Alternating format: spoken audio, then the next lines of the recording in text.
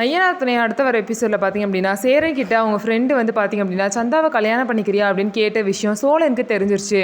இதை வந்து பார்த்திங்க அப்படின்னா சோழன் வந்து வீட்டில் எல்லாருக்கிட்டையுமே சொல்கிறாரு. சும்மா சாதாரணமாக சொல்லாமல் ரொம்பவே பில்டப் பண்ணி சொல்கிறாரு. எல்லாருக்கும் ஒரு விஷயத்த சொல்ல வந்திருக்கேன்.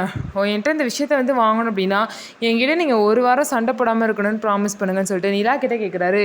ஃபஸ்ட்டு என்ன விஷயம்னு சொல்லுங்க அப்படின்னு சொல்லிட்டு எல்லாருமே ரொம்ப ஆர்வமாக கேட்குறாங்க. சோழன் பார்த்திங்க அப்படின்னா அவர் தம்பிலேருந்து அப்பா வரைக்கும் எல்லாத்தையும் கூப்பிட்டு இந்த விஷயத்தை வந்து சொல்ல ஆர்வமாக இருக்கார்.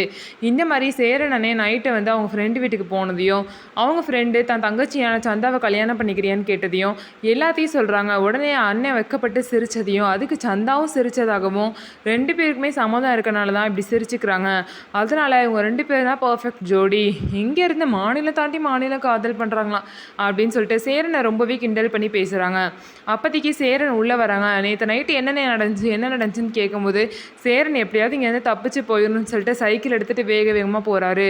ஸோ எல்லாரும் ஆசைப்பட்ட மாதிரி சேரனுக்கு பிடிச்ச மாதிரி ஒரு கல்யாணம் நடக்க போகுது.